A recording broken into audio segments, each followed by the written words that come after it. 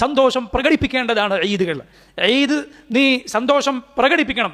ആ സന്തോഷ പ്രകടനത്തിൻ്റെ ഭാഗമാണ് നീ നല്ല വസ്ത്രങ്ങൾ അണിയുന്നത്, നീ രാവിലെ കുളിക്കുന്നത്, സുഗന്ധം പൂശുന്നത്, നീ തക്ബീറുകൾ മുഴക്കിക്കൊണ്ട് ഈദ് നിസ്കാരത്തിന് വേണ്ടി ചെല്ലുന്നത്, നീ പ്രിയമുള്ളവർക്ക് കുട്ടികൾക്കും മറ്റും എന്തെങ്കിലുമൊക്കെ അവരെ സന്തോഷിപ്പിക്കാൻ ഹദിയകൾ മറ്റും നൽകുന്നത്, ഇതെല്ലാം എന്തിനു വേണ്ടിയാണ്? ആ സന്തോഷത്തിൻ്റെ പ്രകടനത്തിനു വേണ്ടിയാണ്.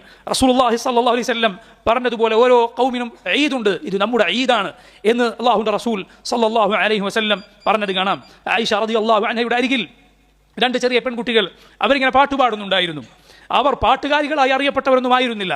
അബൂബക്കർ സിദ്ദീഖ് റളിയല്ലാഹു അൻഹു ചെന്നിട്ട് പറഞ്ഞു, അമിസ്മാറത്തു ശൈത്താൻ ഫി ബൈത്തി റസൂലില്ലാഹ്, അല്ലാഹുവിൻ്റെ റസൂലിൻ്റെ വീട്ടിൽ പിശാചിൻ്റെ രാഗമോ?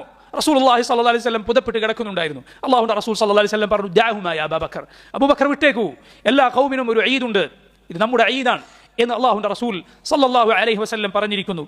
സന്തോഷ പ്രകടനത്തിന് ഹറാമല്ലാത്ത അല്ലാഹു അനുവദിച്ച കാര്യങ്ങളിൽ ഒരൽപ്പം വിശാലത അനുവദിക്കപ്പെട്ട നാളാണ് ഈദ് എന്നതിനർത്ഥം. ഹറാമുകൾ ഒരു ദിവസത്തിലും നമുക്ക് അനുവാദമില്ല.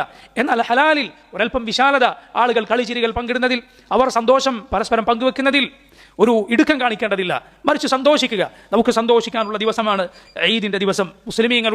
മുസ്ലിമീങ്ങളുടെ പ്രധാനപ്പെട്ട ശഈറത്തുകളിൽ, അവരുടെ അടയാളങ്ങളിൽ, അവരുടെ ചിഹ്നങ്ങളിൽ ഒന്നാണ് ഈദും അതിൻ്റെ ആഘോഷവും അതിൻ്റെ ഒത്തുചേരലുമെല്ലാം.